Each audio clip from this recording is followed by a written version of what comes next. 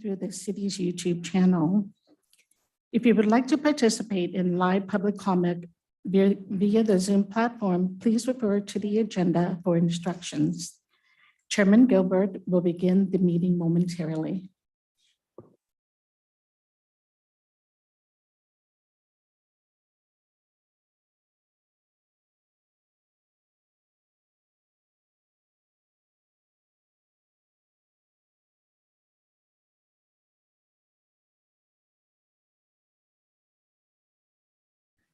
May 17th, 2020.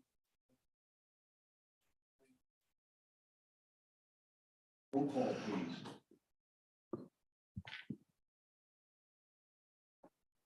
Commissioner Eklund, Here. Commissioner Eric Johnson, Here. Commissioner Jerry Johnson, Here. Commissioner McKinney, Here. Commissioner Reedy, Here. Vice Chair Hutchison, Here. and Chairman Gilbert. Here. We have a quorum. Item number 3 is the Pledge of Allegiance, and I'm going to ask Commissioner Johnson to please lead us in the pledge. Please join me. Pledge allegiance to the flag of the United States of America and to the republic for which it stands, one nation, under God, indivisible, with liberty and justice for all.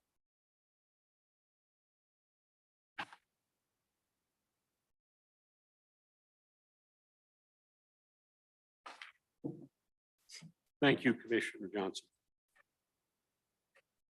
Item number 4, agenda modifications. Do we have any modifications to the agenda? Seeing none, we'll move on. Item 5 is citizens addressing the commission. This is an opportunity for anybody from the community to address the commission on any item that is not on our agenda this evening. You have 3 minutes to state your case, and if there's anybody that's interested in addressing us, please step up to the podium. Seeing none, do we have any online? Oh, please.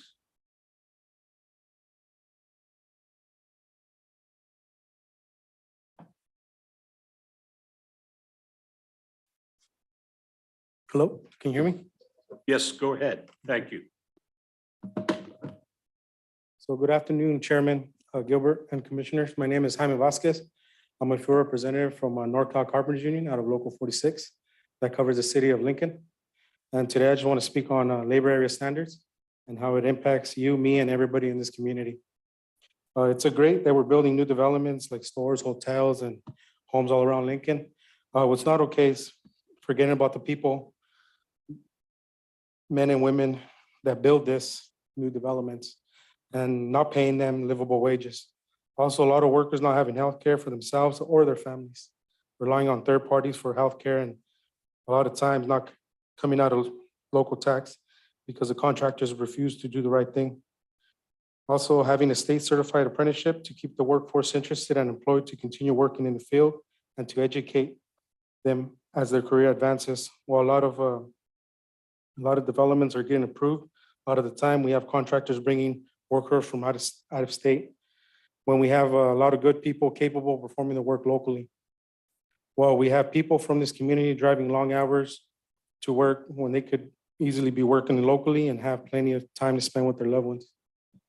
By requiring developers to choose a responsible general contractor moving forward to new development properties, you will ensure that these men and women building the work are not taken advantage of. I believe the pre-qualification language will raise standards in this construction industry. And again, thank you for your time. Thank you for your comments. We have anyone else from the public? I did not receive any other cards, and there are no hands raised in Zoom. Thank you. We'll move then on to item number 6, which is disclosure of ex parte communication. Starting down this end, Commissioner, would you indicate if you have anything? Hello? You have anything? I spoke with applicant representing the Girton project. regarding the project that's being discussed today. I have none. I have none. Down the end? I have none. I have none as well. I have none. And the chair has none. Thank you very much. Item number 7, consent. We have nothing on our consent calendar, so we will move to our minutes for the last meeting will be dealt with in our next regular planning commission meeting. We'll move then to item number 8, public hearings. 8A, Leatherby's conditional use permit, a public convenience necessity. A requesting of a conditional use permit and determination of public convenience or necessity to allow beer and wine sales for on-site consumption at Leatherby's Family Creamery located 610 12 Bridges Drive, APN 329-010-075. Applicants Alan Leatherby and David Leatherby. Staff, turn the floor over to staff. All right, give me just a second here.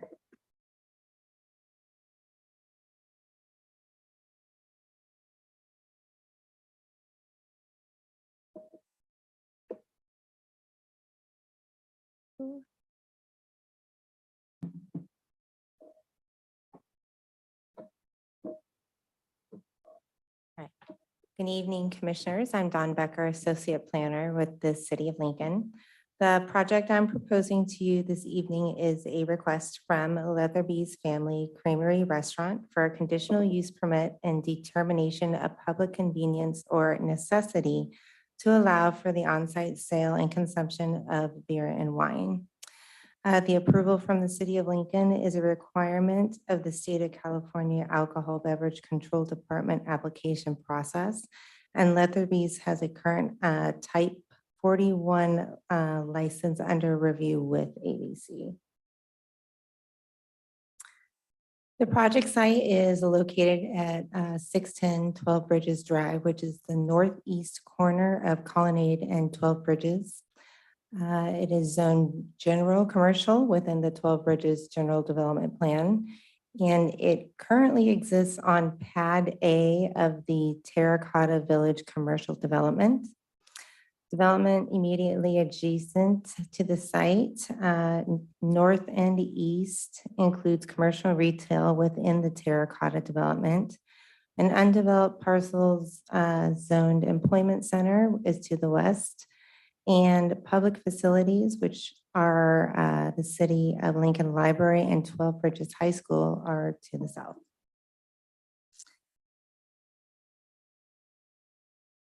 Sorry about that. Hang on a second.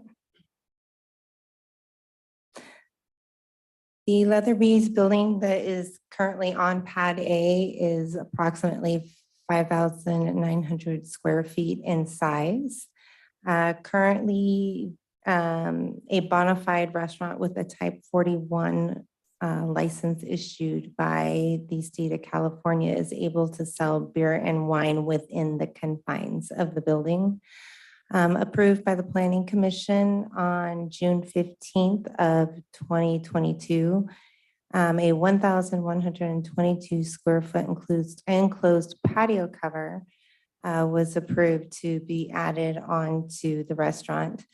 A building permit has been pulled for that and it's planned for construction. The enclosed patio cover will also include an outdoor seating area that'll be delineated by a 3-foot fence.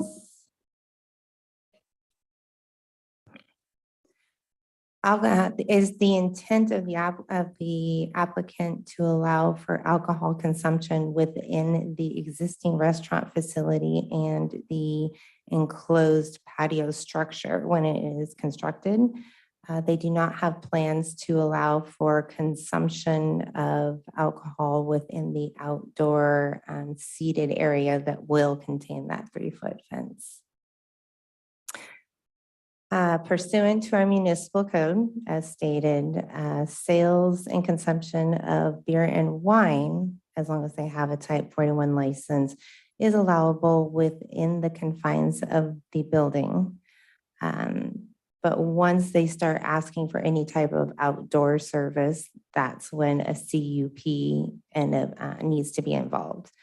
Again, the applicant does not plan to offer consumption of alcohol within that outdoor seating area. But by obtaining the CUP and the PCN from the city of Lincoln, the approval, it satisfies the ABC in issuing the type 41 license that they are applying for. Staff did a brief review of ABC licenses that are issued within a 1 mile radius of the current Leatherby's location. There are a total of 10. They consist of type 20, which would be like Chevron or Extra Mile, type 21, Walgreens, type 47, General Eating Restaurant, Orchid Thai, and then type 41, which is similar to what Leatherby's is requesting, which included several restaurants within the 12 Bridges area. The project is located within distance to 2 schools. It is approximately 1,419 feet from 12 Bridges High School and 1,495 feet from John Adams Academy. The proposed CUP and PCN has been reviewed by the Lincoln Police Department, and no concerns were reported with the request at this time.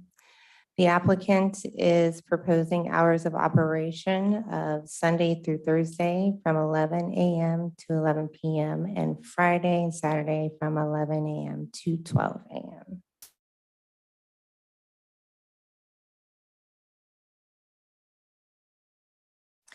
Leatherby's will be the first bona fide restaurant within the Terracotta Village commercial development to request a type 41 license. And the California Department of Alcohol and Beverage Control will conduct thorough and background investigations and will not issue a license if there are any potential concerns. Staff has analyzed the proposed project. It conforms with the applicable general plan policies, zoning development standards, and the 12 Bridges General Development Plan. The project also qualifies for an exemption determination under California Environmental Quality Act, CEQA Section 15301, existing facilities. And it's subject to conditions of approval, which are included in Exhibit A of Resolution 2023-08 that were attached to the staff report.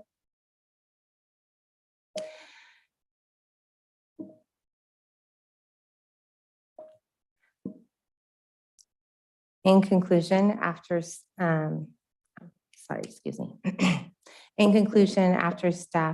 completed its review, it's our recommendation that the Planning Commission adopt a resolution finding that the project is exempt under CEQA Section 15301, existing facilities, and adopt a resolution approving a conditional use permit determination of public convenience or necessity subject to the attachments in Exhibit A for the conditions of approval. I believe my applicant, Mr. Leatherby, is here. If you have any further questions for either myself or Mr. Leatherby. Thank you. The chair would invite Mr. Leatherby to speak if he wanted to at this time, or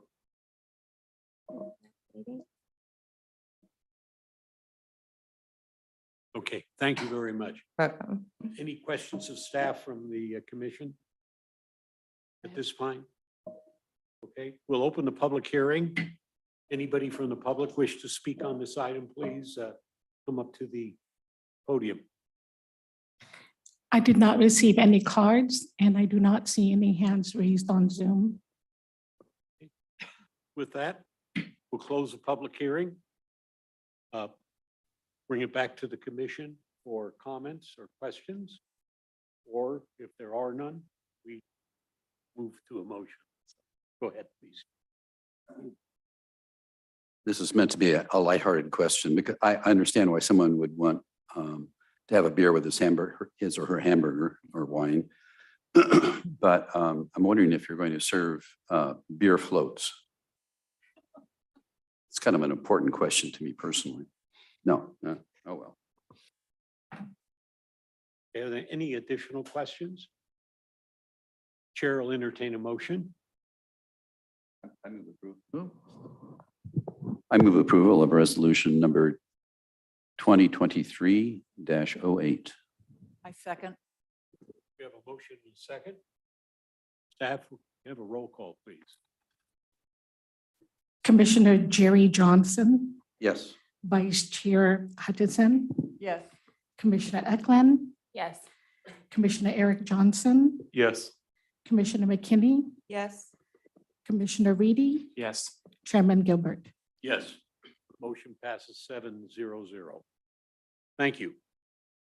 Item 8B, Auburn Ravine Center tentative parcel map time extension. Public hearing for a 4-year time extension. Request of the approved tentative parcel map, Auburn Ravine Center, with a new map expiration of March 23rd, 2027. Rogers Family Trust is the applicant. Turn the floor over to the staff.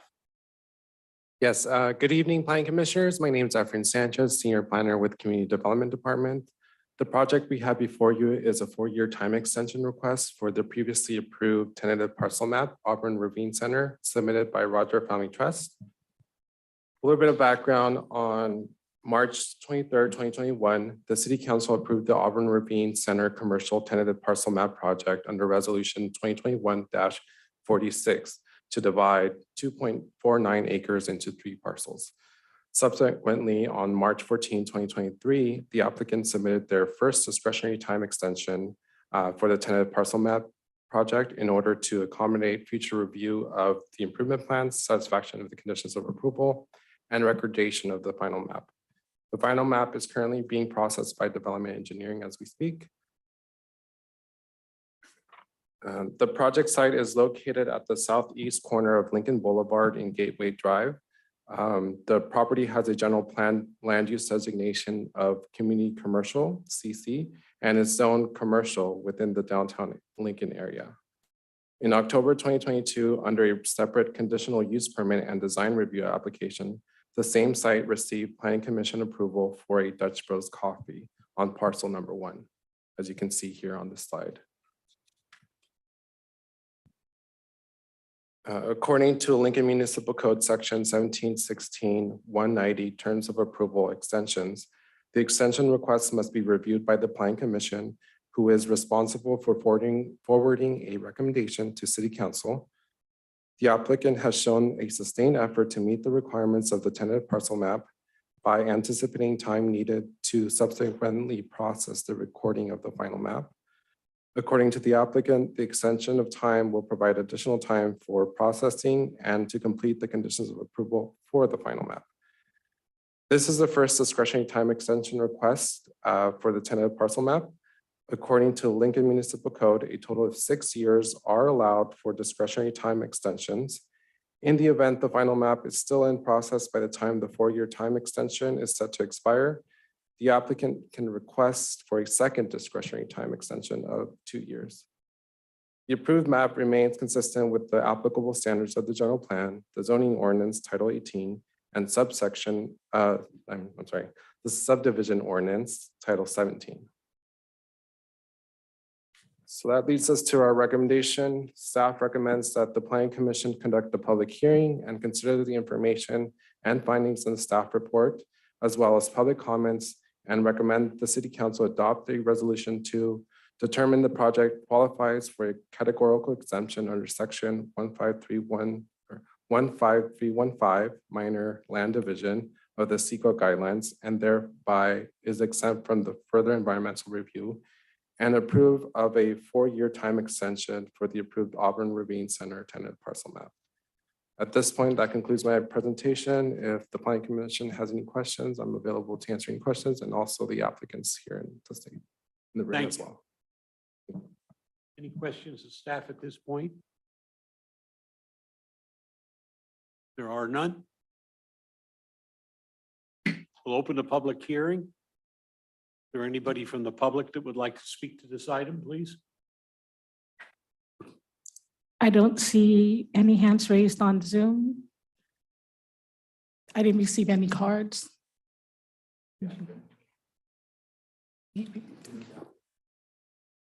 I just want to give you just a quick update. So we have submitted our, we are the applicant. We have submitted our building plans for the Dutch. It's under its first round of review. We anticipate, getting into construction hopefully this, this fall. We will be waiting on PG&E. We have application for design of the trench and the undergrounding of the power lines. We may end up bonding the project. That was only a requirement time-wise. We had it because under the current conditions of approval, we need to complete all of the off-site work, all the rest of it. Or apparently we can bond for it. So we're looking at that as an option. But we're hoping to have the building plans back here in the next, hopefully month or two and get going under the fall. So as soon as those are completed, we'll be ready to complete the parcel map. Good to see you again. Good to see you It's been a too. while. Yep, good to see you. Yes.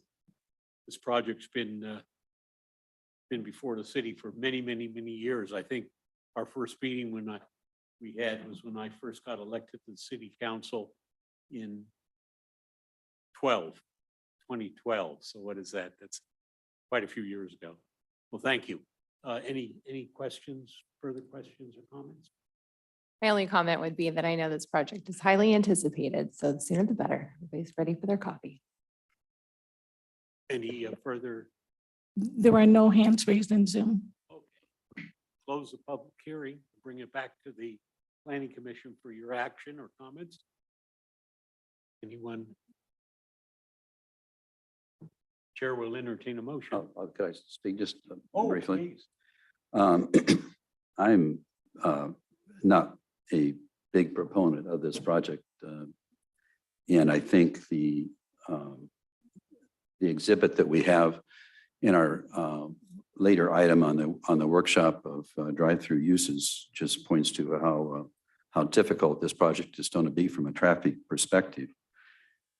And I looked at the resolution 2021-46, and I couldn't believe this statement that was written there. The site is physically suitable for the proposed parcel map because the project is planned to respect and enhance the site's natural form and environmental attributes.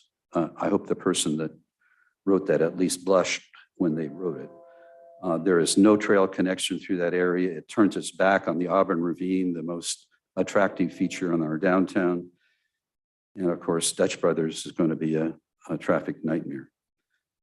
So I plan to vote no. Is there anyone else that has comments? Chair would entertain a motion. I'll move.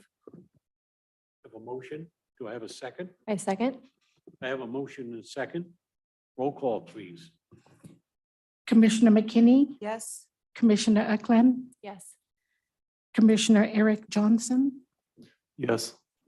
Commissioner Jerry Johnson, No. Commissioner Reedy, Yes. Chairman Hutchinson, Yes. Chairman Gilbert. Yes. Motion passes 6-1-0. Next item. would be Item 8C. 8C is James Grin tentative parcel map. Public hearing to consider a commercial tentative parcel map to subdivide a 3.34 acre parcel into two commercial parcels consisting of parcel 1 measuring 0.8 acres to parcel 2 measuring 2.54 acres. The tentative parcel map qualifies for exemption pursuant to California Environmental Quality Act, CEQA, sections 15315, class 15 minor land division, and section 15183, projects consisting with a community plan or zoning. The floor is yours. Good evening, Mel Pavlines. Thank you for this opportunity to present this item. 8C, agenda 8C is a request for the James Worthing commercial tentative parcel map Just a brief PowerPoint slide. There it is, showing on the screen here. So all just quick note, all the information that I'm presenting here are already are presented to your commission via the staff report, uploaded for the public review as well. So no repeats, just the same information. Proposed here is a commercial parcel map, subdividing a 3.34 acre parcel into 2 commercial parcels. Applicant for the project are Larry Farina and property owner, representing property owner James Gorton. Shown in the blue rectangle there, project site, kind of orientation here of 65 is to the west. To the west of the project site, which is right here.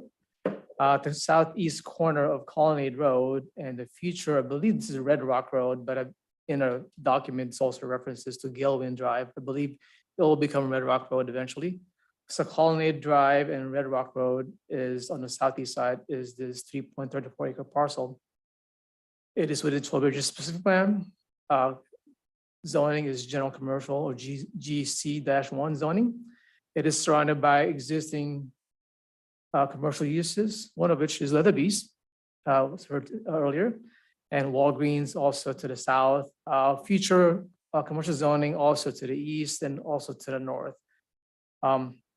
So that is the project site as shown right there. This is the proposed tented parcel map. The red areas, the red parcel is parcel 1, 0.80 acres in size, which meets the minimum lot size, minimum development standards for the GC1 zoning. And parcel 2, which is the one outlined in red, is about 2.54 acres total. So combined is 3.34 is being subdivided. Excuse me, that's outlined in blue. Yeah, there's in blue, yes. You said red. Oh, my bad. Outlined in blue is the other parcel, 2.54 acres in size. As shown and mentioned in the staff report, there is an approved hotel there, La Quinta Hotel. That's already been approved, of course, and it's already actually, it's gone to the building permit approval. But just for the sake of reference, there is that site for the hotel that will be on parcel 2. Parcel 1 does have a proposed, a tentative location of a pad, but no actual use is being proposed. Again, just more for reference, more for context and orientation of what could be there on that parcel 1. Again, minimum lot sizes, lot widths, lot lengths are all been met with this parcel map. As a result of the approved hotel, there are improvements already existing there. It's been paved, utilities, access already existing with the approval of that hotel development. So essentially all the improvements necessary to develop at least parcel 2 are existing. Future parcel 1 will have its own permit at some point, but at the moment there isn't any. And again, before you just to split 2 lots off of the main parent parcel. As analyzed and discussed in the staff report, the project is consistent with the general plan, 12 Bridges development plan policies, Title 17 applicable codes of the subdivision code, as well as Title 18, all the codes in the zoning. It does qualify for an exemption as discussed in the staff report per SECO section 15315 and 151A3. There are conditions of approval that are applied to this project, which are included as Exhibit A in the resolution. That said, staff recommends the following, that the commission recommend the following actions to the city council: that the project be deemed exempt from further environmental analysis per SECO section 15315 and 151A3, and adopt resolution 2023-10 approving the project subject to conditions of approval as detailed in Exhibit A of the resolution. The applicant is here. He did submit his own PowerPoint slides. So at your discretion, if you would like to hear his presentation, and if you have questions for staff, available as well. So that's the end of my presentation. Thank you. Any questions for staff at this point? We'll have another opportunity after we see the applicant slideshow. Yeah, could you invite the applicant to show us the slideshow?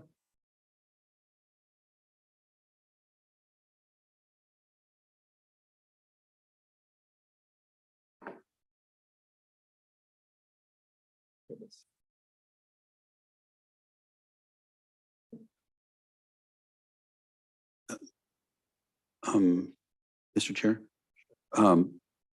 could I ask as part of the either staff or comments from the developer, what the elevation contours are on the non-hotel site? How steep those are? I couldn't read them well from my copy. Okay, the non-hotel site slopes from north to south. There's approximately an 8-foot drop. It's all fully graded at this point, and we don't anticipate any further grading beyond finished grading for eventually a building pad and paving. It will remain the same as it is. That's how the drainage has been designed already for the future parking lot. Anything else? Sir? Please. Mr. Chairman and Commissioners, good evening. My name is Larry Farina, and I'm representing Jim and Jeanette Girton, the owners of the Lincoln La Quinta Hotel. My gosh, that works. On behalf of Jim and Jeanette, we want to thank the city staff for all their efforts working with us on the proposed parcel split for your consideration this evening. Your planner has presented all the pertinent details for your consideration for approval. And I wanted to take a few minutes to explain maybe a little history and maybe a little catch up on where we are with this project today. This is the future Lincoln La Quinta Hotel. The Girtons are not developers. They live and operate their businesses here in Lincoln. This hotel is not a development. It is truly a dream that the Girtons have to provide quality, reasonably priced travel lodging in the city of Lincoln. I was brought into this project in December of 2018 when the parcel an offer was made to purchase the parcel. After hiring an architect to design the hotel, we went through the process of acquiring the permits from the city to move forward. Some of you were here for our 5.5 hour planning commission hearing to get this project approved. And I am very grateful tonight that there is not a room full of people behind me. You approved this project in August of 2019, and those who opposed it appealed your decision. And we went to the city council in October of 2019, and that appeal was denied. We thought we were on our way to building a hotel. Unfortunately, a lawsuit was filed to overturn the city council decision. And after spending a 6-figure sum to defend the project, the case was denied and considered to have no merit by a Superior Court judge. So we're back on track.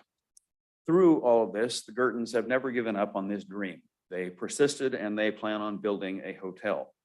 During the lawsuit, we prepared improvement plans and we received approval for those plans and actually started in the fall of 2020 to develop the site.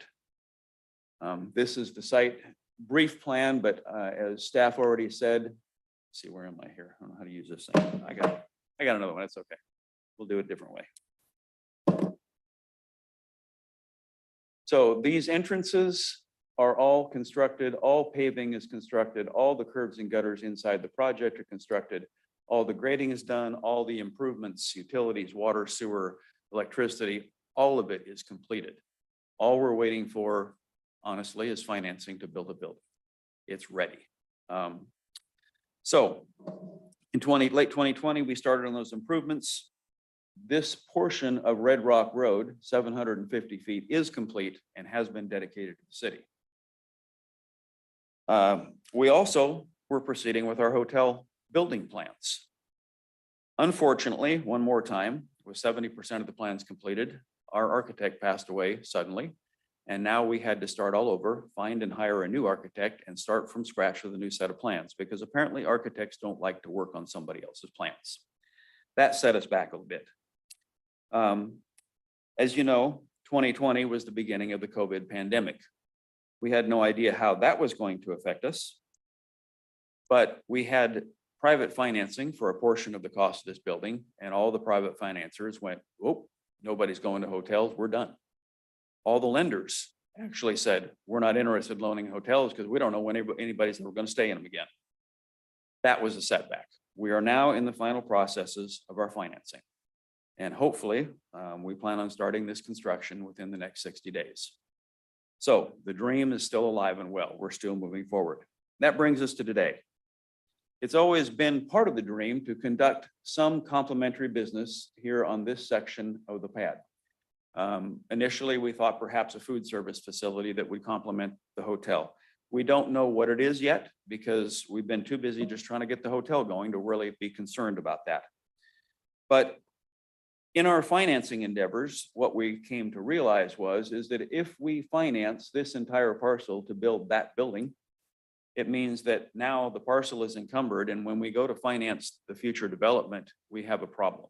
Nobody wants to relinquish rights. So we came up with the concept that we need to conduct this lot split. Try this, there we go. This is just a picture of a landscape plan approved already. And with all the other improvements, I just wanted to stress, we are making no changes to any of the approved plans that have already been before you, the city council, and everyone else. This landscaping will all be constructed as you see it. All the sidewalks will be constructed, all the trees, all the bushes. And as we develop, if this parcel split is approved, there will be reciprocal access agreements so that both parcels have access through all 5 points. We will have landscape maintenance agreements. Both parcels will maintain all the landscape that we are planting. We will have reciprocal parking agreements. Currently, as the, let's see here. As it was designed, we actually have 11 more parking spaces around this hotel than were originally required by city ordinance. With the split, we're taking 6 of those and making them part of the parcel 1. So we still have 5 more than we were required to have. And as I said, with a reciprocal parking agreement, we should have adequate parking for both facilities. So we're looking forward to this dream becoming a reality soon, and hoping by the fall of 2024, we're going to hold a grand opening out in 12 Bridges for the new Lincoln La Quinta Hotel. Tonight, we're asking for your approval for a very simple drawing lines on a piece of paper that create 2 separate parcels so that we can complete our financing and move forward with not only getting the hotel built, but then actually planning on what's next. That's the end of my presentation, and I would gladly answer any questions you may have.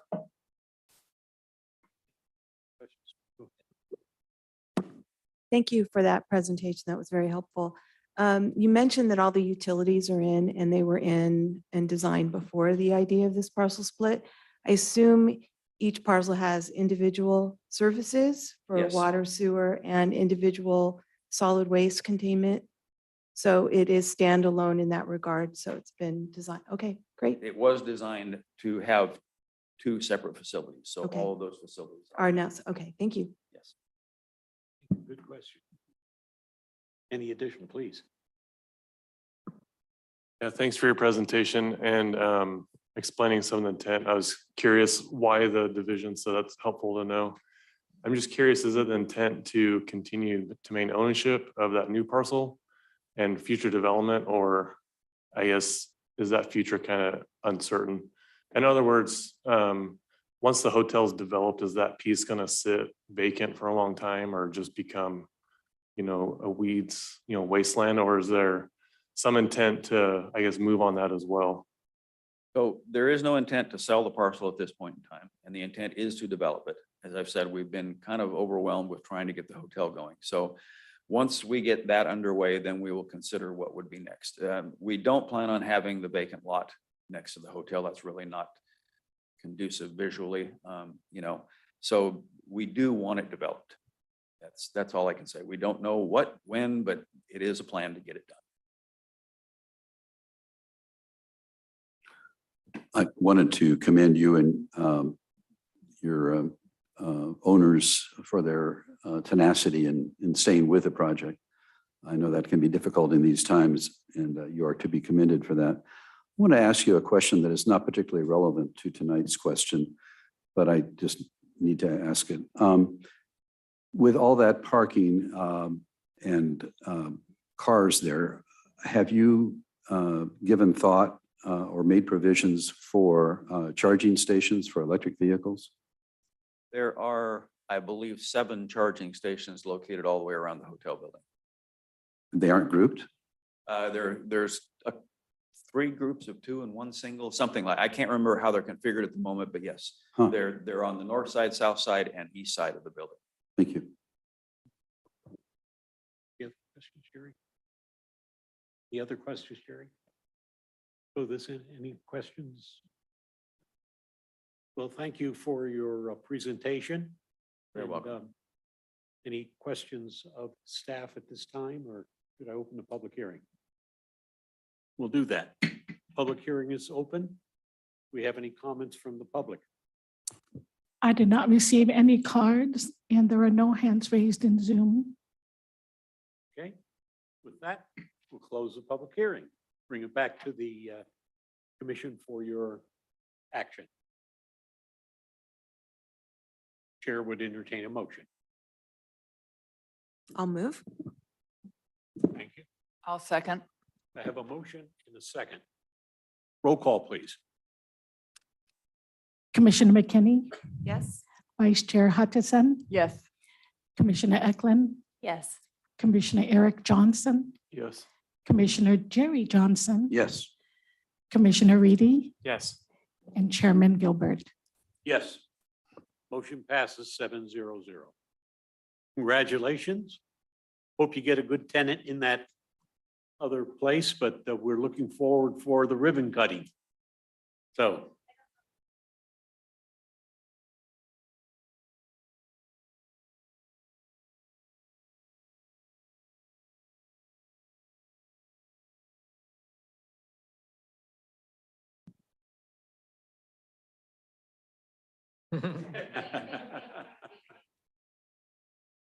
Thank you for going the extra mile.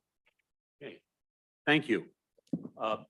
Item number 9, general business. There isn't anything this evening. Item 9A is a park naming ad hoc committee.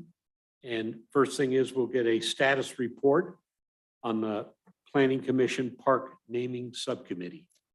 Who will be doing that? I was going to leave it open to who would like to update on the status report. I'd like the members of the committee to. go We, ahead and- we just received a report that we published, which will be sort of a, receive and file. But obviously, if any of the members of the committee that are here tonight want to comment on their efforts so far, that would be welcome. Barry, do you have? I'm going to defer to John since he wrote the final copy. I think it's, the report's pretty self-explanatory. The main issue that we ran into was timing and trying to give some thoughtful consideration to naming something that'll be around for a very long time. So we put forward some recommendations we think would be helpful in pursuing that endeavor quickly but responsibly. So right now, I'm sorry. go ahead. I think the action that we're looking for tonight from the commission is kind of approval of the direction that we're heading and appoint 2 additional committees to the theme and naming committee, which we are recommending here in the report. Shirley Russell representing the Area Archives Museum and Richard Pearl. Richard Representing. Pearl representing service clubs in the area. Thank you. Very good. Any other questions, comments before? I guess what we should do then is have a motion to approve that. This was not publicized as an action item, but I think the commission can just kind of give a general thumbs up, We have, nod. I think that's, the ad hoc committee was formed with a loose enough basis that I think that that's sufficient. Very good. Well, thank you for your work on that. Those that have been involved and it ends up being a very important function because down the road, people are going to say, why do I live on such and such a street? And they have their kids do the research. At least I did that when I moved on a street and I didn't know why it was named that. We did the research, learned a lot about Park Tourist being the brightest star in the universe 30 years ago. Great. Okay, item 9B, nomination for representative to serve on the Design Review Board. I'll just share with you that two people from our Planning Commission expressed an interest. I sent a email to the city attorney, first to the city clerk, to get the ordinance, which spells out who the membership should be. And then, as I said, there were two people that indicated some interest, and I talked with both of them about that. My suggestion would be we could, if we wanted, appoint both of them to this body. There's an advantage to that in that with our busy schedules that we all have, if it's comes up that one can't be at a meeting, at least there'll be one person from the Planning Commission attending these meetings. So I'll just open the floor if you'd like to comment. Christine, please. Certainly. So initially, what was proposed is that perhaps our municipal code required an amendment to the Design Review Board composition. And when I looked into it, I really found that it is very flexible in its current form. And in order to revise the ordinance, it would require a resolution from this board, then to the city council for an ordinance, first reading, second reading, 60 days. So not exactly a nimble procedure, because currently the composition of the DRB, and I will completely admit, we've not really taken advantage as a city of the opportunities here. It's typically been almost a 3 or 4 member board, but it includes the city engineer, the city planner, the city administrator, which is Sean Scully, our city manager or designee, the city fire chief or designee, the city police chief or designee, a member of the planning commission appointed by the commission, and a member of the public appointed by the city administrator, Sean Scully.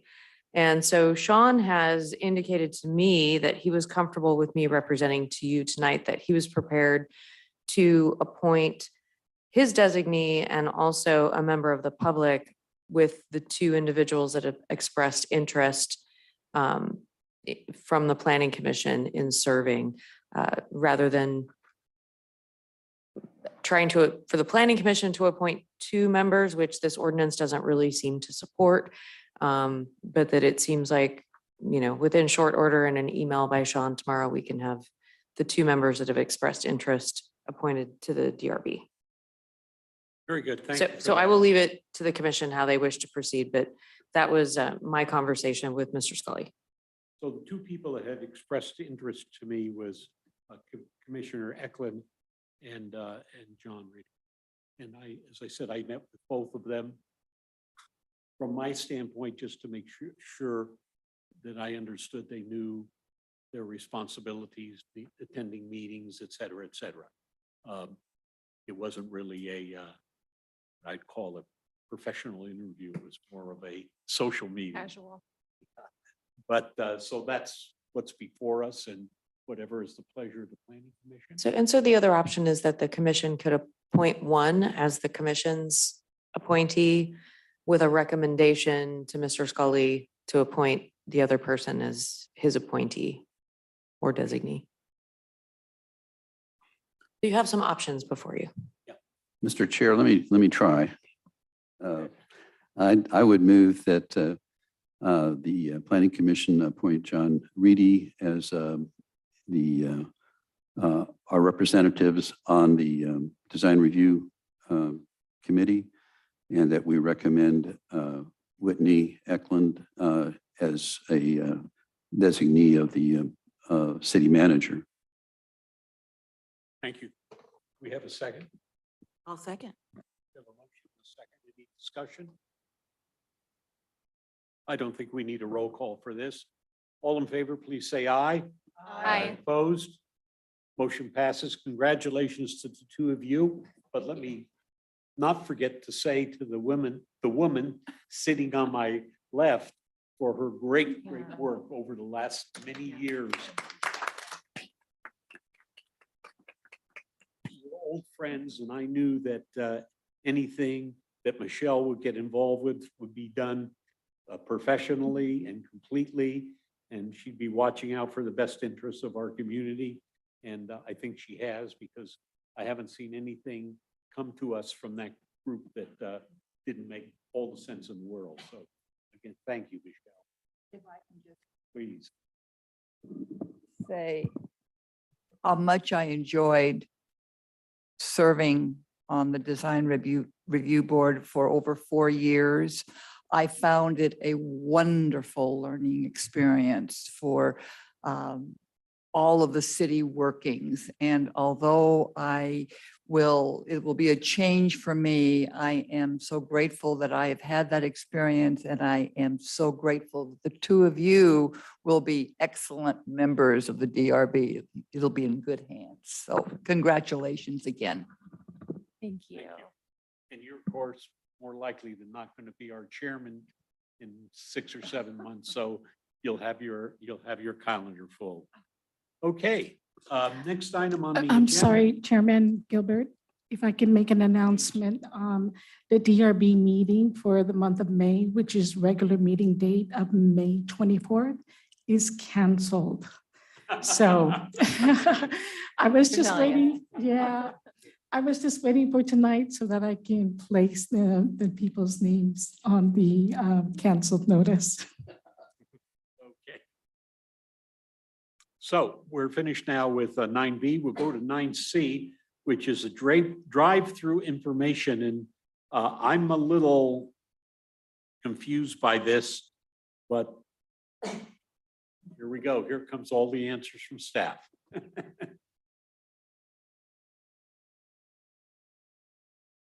We were wondering, to what level of detail are we going to get involved in this tonight?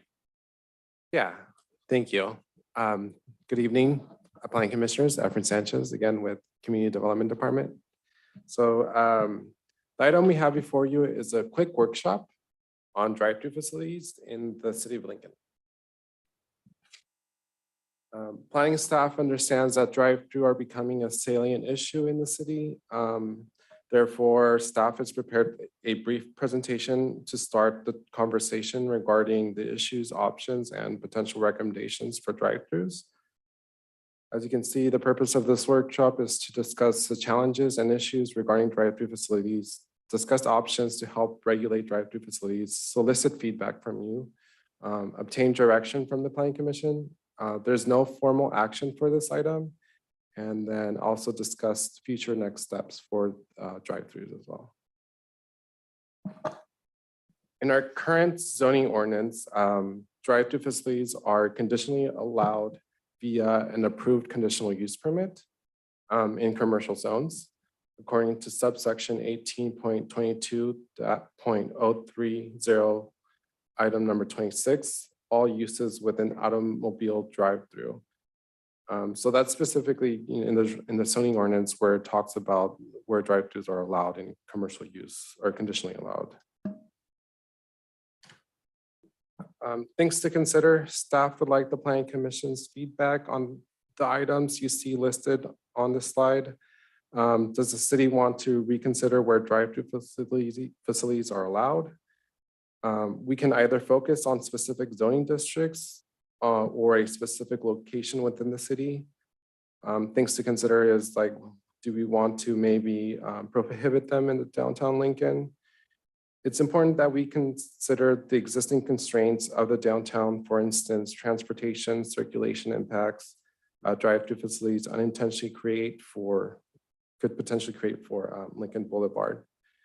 Drive-throughs may negatively affect the walkability in downtown. Properties tend to be a little bit smaller in the downtown, which is not conducive to drive-throughs as it's more of a compact setting.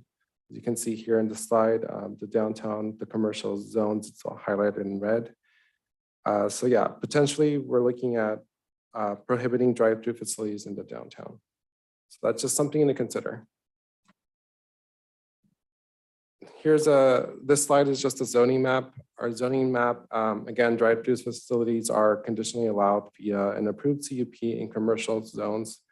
The commercial zones are highlighted in red on this map. So you can see where potential drive-throughs would be located through a conditional use permit. We currently have development standards that live outside of the zoning ordinance. For instance, the design criteria and procedures manual. This is a document that development engineering uses. Currently, development engineering review the proposed conditional use permit applications for drive-through facilities and evaluates them against these standards, including a drive-through queuing analysis prepared by the applicant's engineer. Development engineering also reviews each site for size and location of the drive-through facilities, the ingress and egress for a minimum throat width and minimum throat depths, which ultimately dictates the orientation of the drive-through facility itself. In certain cases, development engineering will require additional circulation analysis for the project with a drive-through facility such as the vehicle queuing analysis or just simply on-site circulation. So these are just snapshots of like the actual design criteria and procedures manuals and those standards outlined there. So what are the issues with drive-throughs? Currently, the zoning ordinance has minimal development standards. Development standards, just to define, are normally include regulations affecting location, size, setbacks, lane width, landscaping, aesthetics, air quality emissions, noise, hours of operation, parking, and other regulations for drive-through facilities. Development standards, if you think about it, it's a planning tool that can help with the design and operation of a drive-through facility.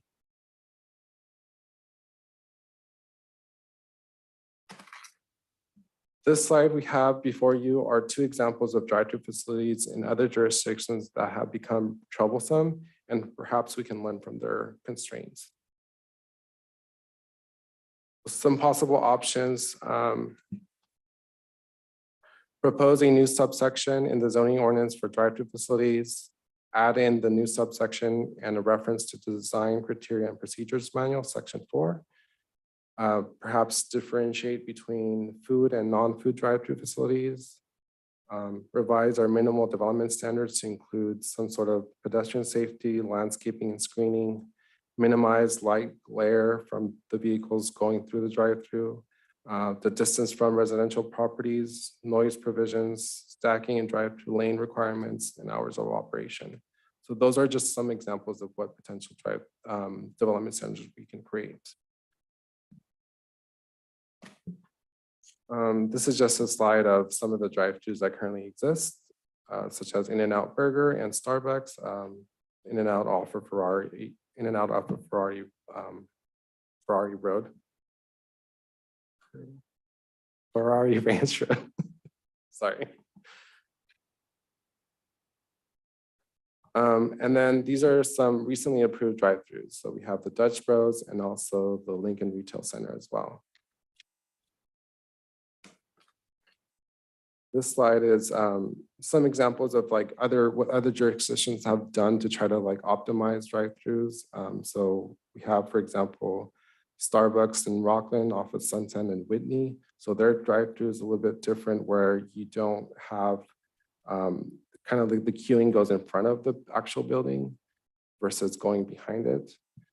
And then also the Dutch Bros in Roseville off of Fairway Drive. As you can see, you enter the queuing of the drive-through lane and two separate lanes, and then eventually you merge into just one lane to the pickup window.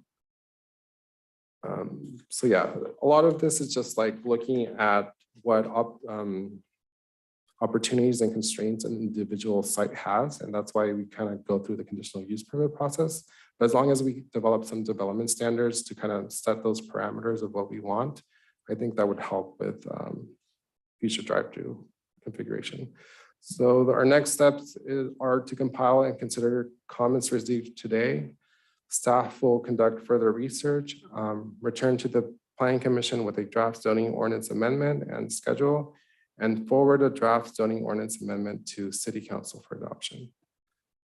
So yeah, if the planning commission has any questions or members of the public, I'm here to answer. And this is, again, this is just a workshop to just open up the discussion about drive-throughs.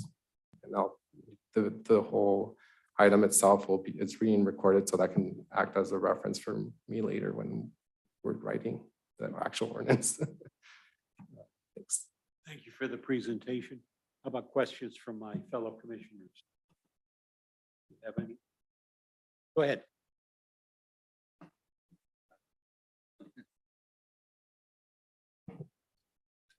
No, I'm sure I'll have more questions as we further discuss. I have a comment and I guess a question comment. If we want to pursue a zoning regulation to restrict drive-throughs in the downtown, what do you need from us? A consensus or in other areas or just our opinions? Just general feedback, really.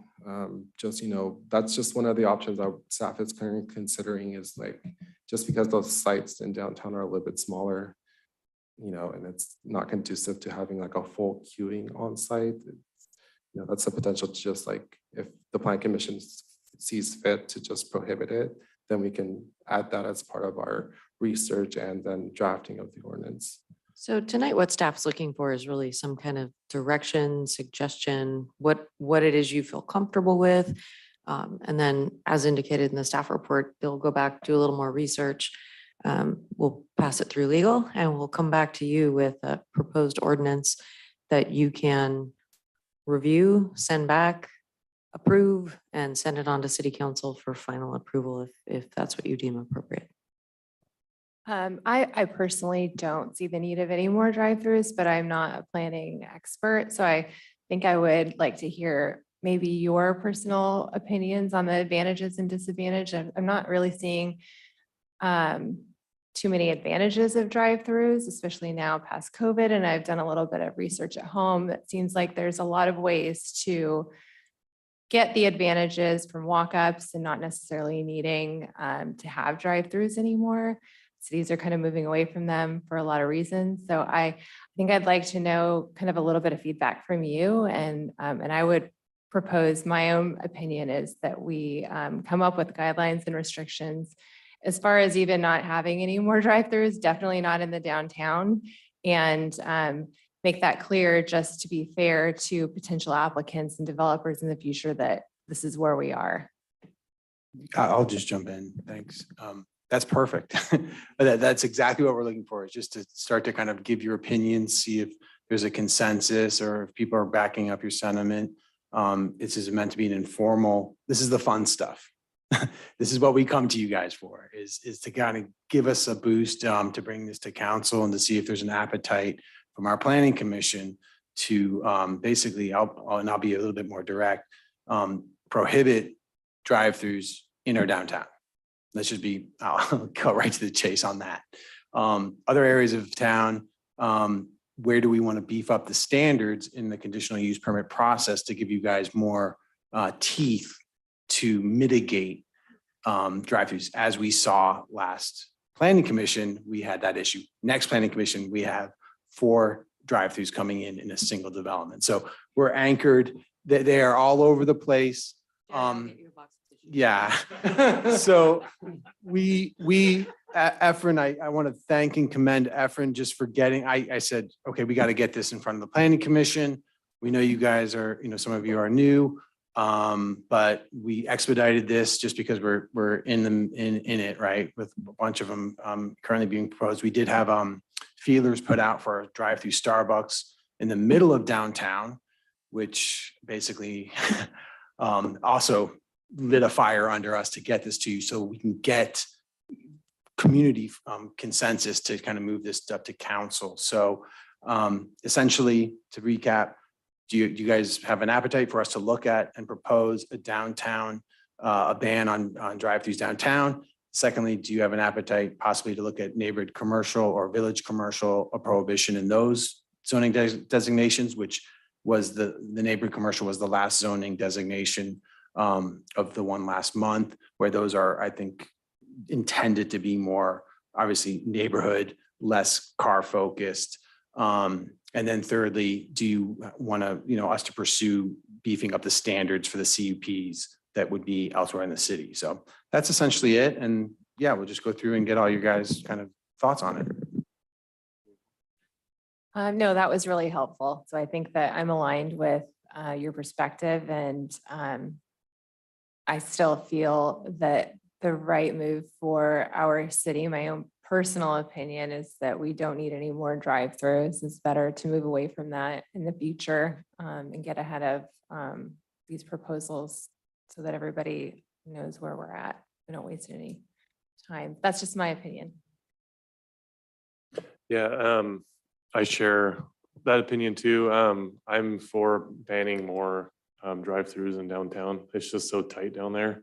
And I think that, with our downtown, we want to really encourage kind of nightlife outdoors, people walking around.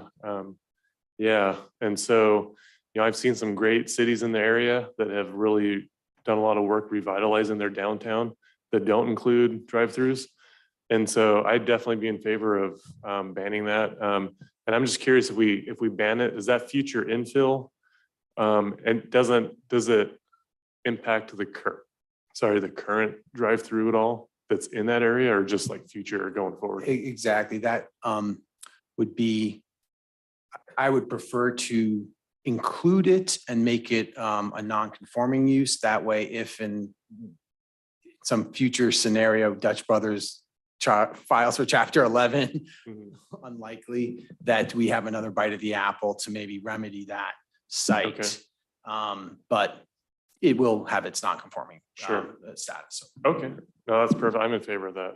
And I also like the idea of banning a neighborhood commercial. I know we saw kind of an example of last planning commission. I know some of us had concerns about that. And obviously some of the citizens that live right there had concerns about it. So I'd be in favor of moving it outside of neighborhood commercial and keeping it more general commercial area. I think it's going to provide bigger stacking opportunities and better flow for traffic than trying to put it in more confined spaces. And then obviously just being closer to, residential. Let's see. And then, yeah, just curious to see, I haven't done a whole lot of research on what other cities are doing. I know there's some good and bad. We had some good examples of some bad ones and some good ones. So I'd be interested, with the research that the city does, if you're finding great examples out there of standards that we can maybe adopt. I'd be interested in seeing those, just because I'm not a drive-through expert. So I know that there's some improvements that should be made, but I'm not sure exactly what that might be. So I'm curious to see what some other best practices are that are found.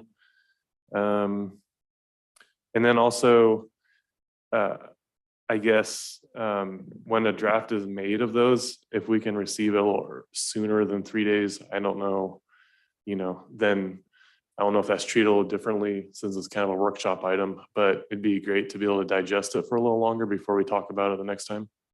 That's just a request of mine. So, but I think I'm generally in line with, banning in downtown neighborhood commercial and just really looking to beef up and, like you said, add some teeth to future designs. Just one possible scenario would be if we do feel there's a sense of urgency is to kind of move forward with the ban on the downtown area and then kind of look at beefing up the standards. That could get a little bit, that's going to get more technical. We do have Long Beach's standards. I think we put them up on the computer as a model, and we will be researching best practices and so forth. So we can break it out like that, or, package it. I just think it would take a little bit longer for us to kind of get through the standards and stuff. But. And we can definitely, once staff has some recommendations, get those draft recommendations to you as commissioners early and sit down and do one-on-ones or two on, with some staff to kind of walk you through it and kind of get some feedback from you.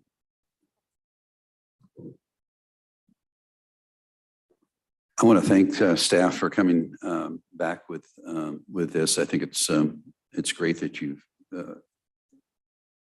you're focusing on it now, and you've made some great steps forward. I'd certainly applaud your sentiment to prohibit additional drive-throughs in the downtown area and in neighborhood commercial areas. I think it'd be entirely inappropriate to have a drive-through in a village center, with those new villages being constructed. I'm wondering, and I would certainly be supportive of a moratorium on downtown drive-throughs, which would give you 6 months, I think, to get things together. And in the interim, we wouldn't be faced with those issues. That would be my recommendation.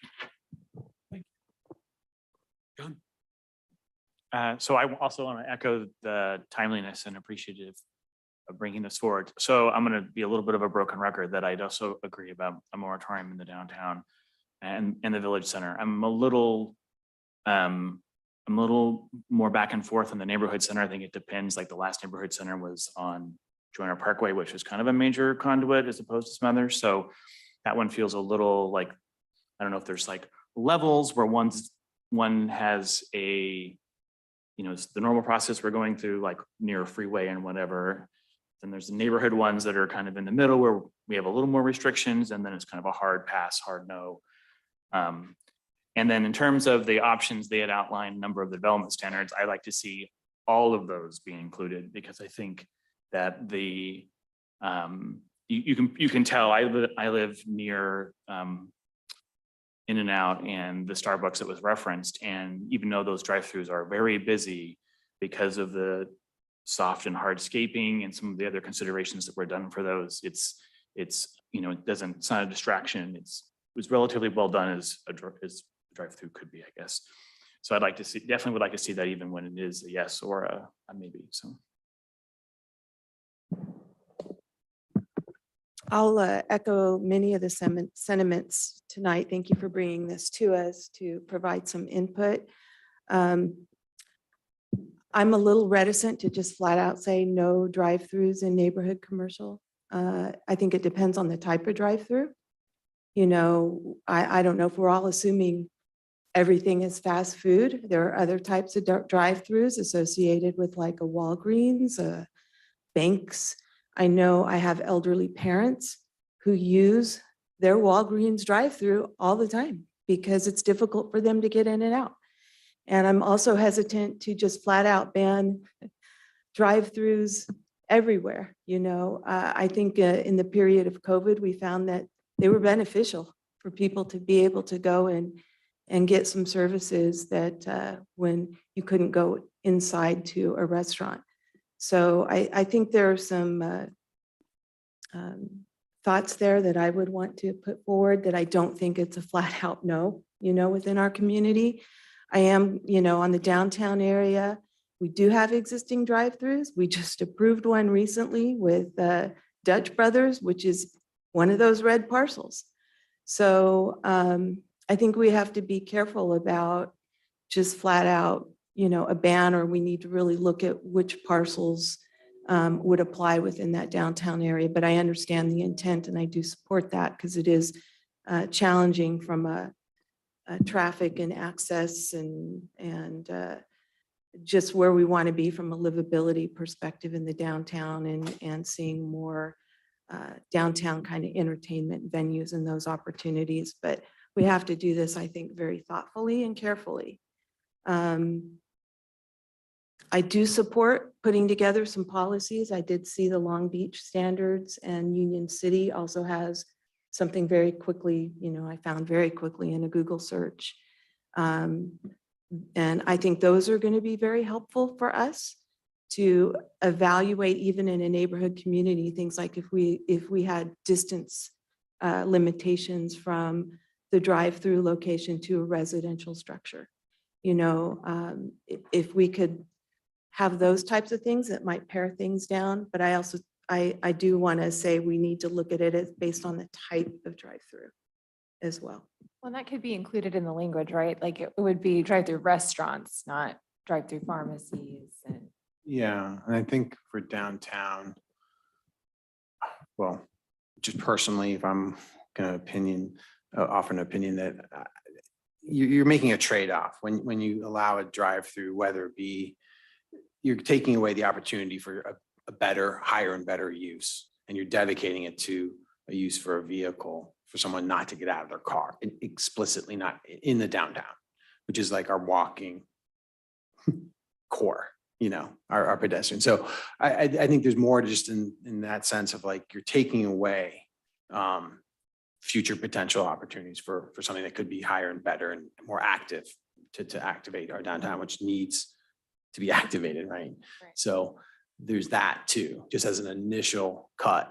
So just kind of steering back on that, but citywide, there is definitely appropriate places. We have a multitude of existing drive-throughs already. And some of you were around for Deer Crossing, where that went sideways, and that was a drive-through literally next to a church and what was a daycare and behind residences. And is that appropriate? I think that was neighborhood commercial, right? But he's allowed to apply for that CUP under the current zoning. So do we have teeth? Do you want to take a bolder stance on that where it is closer to residential? But those are things that obviously we can consider more in depth.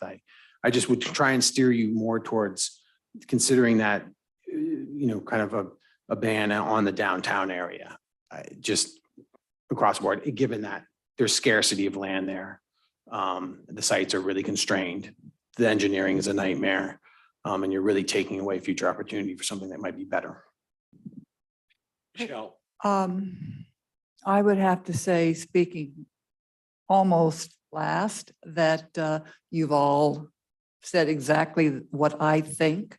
However, especially with downtown, but there's also a balance. Listening to what Commissioner Kelly was eloquent about. The other thing that I've always learned is that we represent the entire city, all of the stakeholders. We have a large population of elderly who do need, especially the medical drive-in. So we don't want to have it so restrictive that we lose sight of our stakeholders. So my concern would be balance. One issue that came up in the last DRB meeting deals with a project that I believe would have 3 or 4 proposed drive-throughs, which to us was a nightmare. We can just visualize it as a nightmare. And I would love to see some teeth so that we could mitigate these sort of requests. So that would be, I don't know if I added anything. It's just balance. Balance is important so that the idea of the moratorium could be good to give us an opportunity to think further than just the downtown. The other area to take a look at, I know that Commissioner Jerry Johnson was very eloquent at the last meeting regarding the drive-in on a commercial street. I think that was your concern. And it, again, in looking at our process and our policies, if you will, that might be something to take a look at. How is it going to be designed? What do we want if we're looking at not downtown, but in your neighborhood, your greater neighborhood area? There are, in agreeing with Kelly, there are neighborhoods that would lend themselves very well to a downtown, rather to a drive-through, but others definitely not. And so you could have some restrictions with design. Okay, I guess it's my turn. I was involved in one of America's 8 new towns. Sat on the city council, and we were very fortunate that we had a blank map. There was no city, nobody living there but one farmer. A man from Texas bought the property, and then he master planned a community. There was a main street that went down the middle of the community. We lived on one side. We had some small neighborhood shopping centers so people could walk to the market. On the other side, we built a 26-story building, the largest building between San Francisco and Los Angeles. We surrounded that with Visa's world headquarters in 4 high-rise buildings. We built a shopping center, and we built a project called City Homes, who, by the way, that developer is active in this city now. And we designated an area on the other side for all the fast food, drive-throughs, et cetera. They're all in one section. Coffee place, and there's, you know, McDonald's and the whole thing. We can't master plan this community. We've got 50,000 people. We're going to do another 60 or something thousand people. But what we can do is take into consideration all the comments that my colleagues made. And we can say we're going to encourage any drive-through function in an area that's not even developed now, that is on Highway 65. So we give those people that want that kind of a business a place to go, but we put them where it works for us. So we make the decision, can't make the decision, you know, about downtown, it's built. And we can say, you know, we're not going to tear down things so you can build a drive-through. But we do have to give them an alternative. And, you know, I've read some reports. I saw a program on TV today where someone told me that 20%, this was a very, very smart man, 20% of the working population will never go back into an office. They're the and he's a man that has tens of thousands of employees.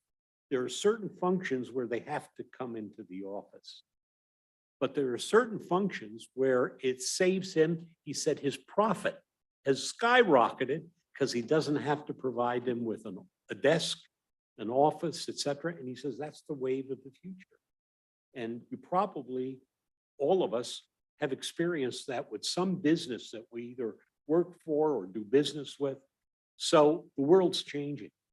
And I think if we as a community say to the people that own the undeveloped areas where there will be commercial, industrial, that we're going to encourage or push or design any drive-through function to be in your area, that's very advantageous to them. It raises their value of their land because now people know they can't go anywhere else. They've got to go to these 1 or 2 or 3 designated places. So I think making a statement is very important. However, I want to caution, having served on 2 city councils and work with city managers, we really should not go off half-cocked and decide without getting input from our city council. So I would like to encourage that staff somehow make sure that the city council understands what we're dealing with and what we're doing so that we don't arbitrarily make a decision which we think is really good. And then it gets to the city council and they say, we can't, you know, majority of us can't support that.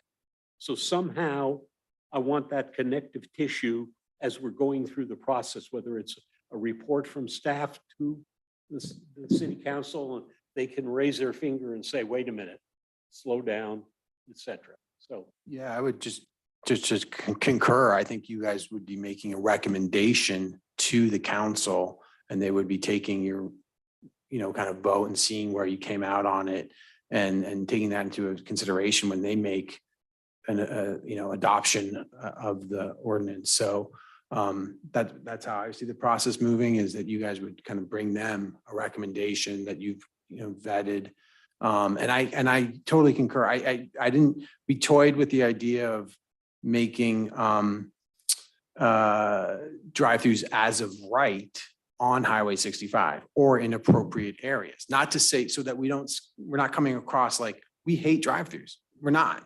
We're just saying, let's be site specific and let's protect the downtown, and let's take a harder look at neighborhood commercial or village commercial. If not, move a little bit more strongly in that regard where it's close to residences. So it's not just, hey, they're bad. It's where do they work? On a highway. I'm driving, of course, we have them. They're not going to go away. We have a lot already, so they're not going away. So yeah, that would just be my kind of echoing of that. And yeah. Concur. I had a quick question. Christian, can you explain the moratorium and what would be the implications of passing a moratorium for us as a commission in a city, and as what would be the implications to like the short-term applicants coming forward with their drive-through proposals? That is extremely pertinent, yeah, given that we have the application next month, but I defer to Christine for just the mechanics of the moratorium. So moratorium is basically an emergency ordinance where you as a planning commission would recommend to the city council that there is a threat to the public health, safety, livelihood, welfare, and that we needed an automatic 6-month stay in any future. And you could say citywide, you could designate certain areas, but ultimately it would have to be approved by the city council, and then it could be reviewed 6 months later and renewed for 1 6-month additional period of time while the city staff goes forward and researches that. It's a pretty drastic remedy. I will say that, but that's kind of the mechanics of how that works. The city has gone through that fast. We have invoked a moratorium.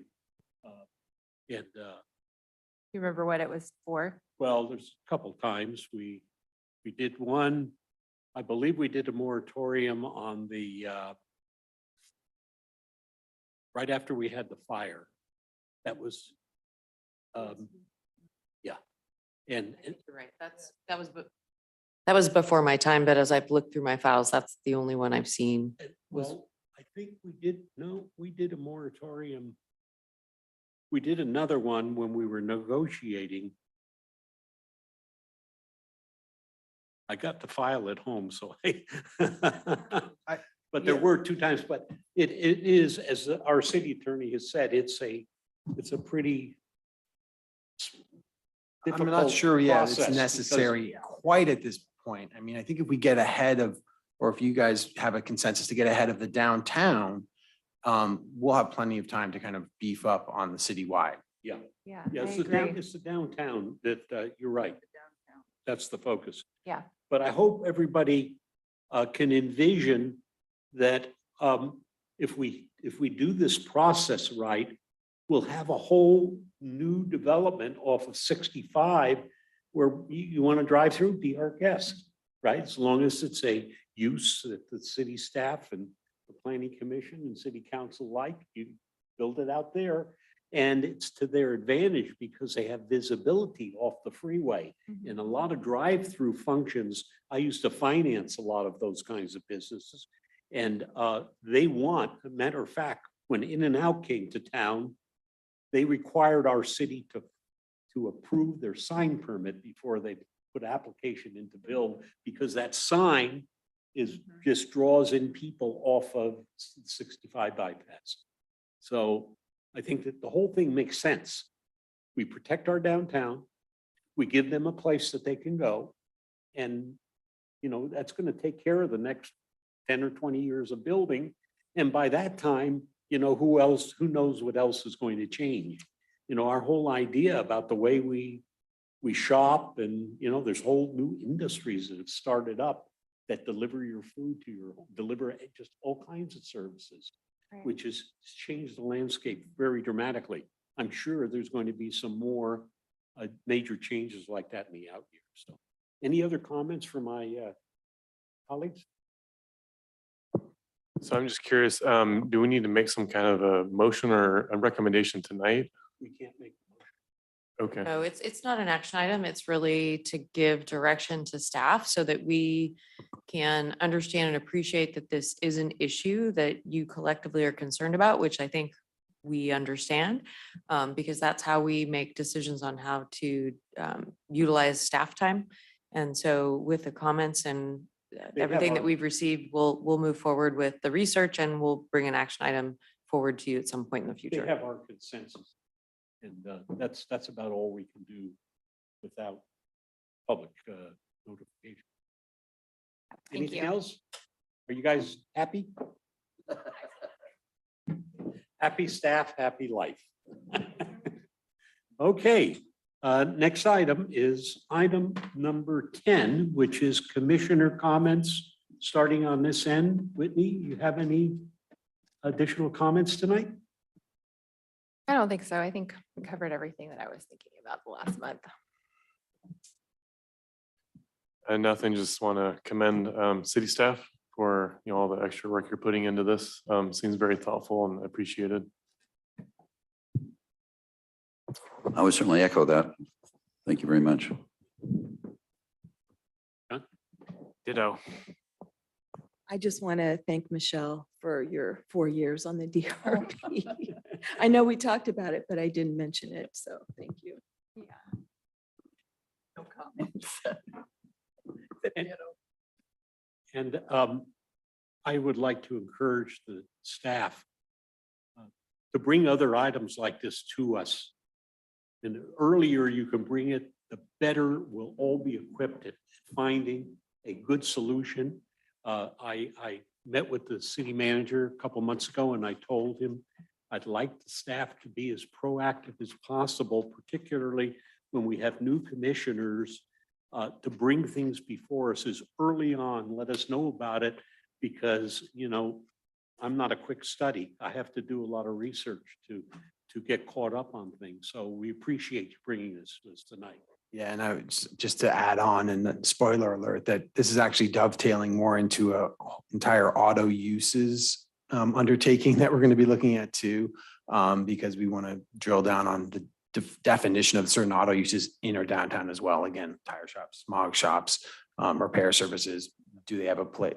Do they have a place on our downtown? Yeah, hopefully, a lot of those people will want to move out of the downtown and move out where they get some freeway exposure and Or appropriate locations. that can help their business. And then we can manage what moves in downtown so that we really make it work its best. So you have something here? Yeah, I just a reaction to Christian's comments. I hope in that part of the automobile usage that you also look at walking and biking uses as well, and how they all integrate.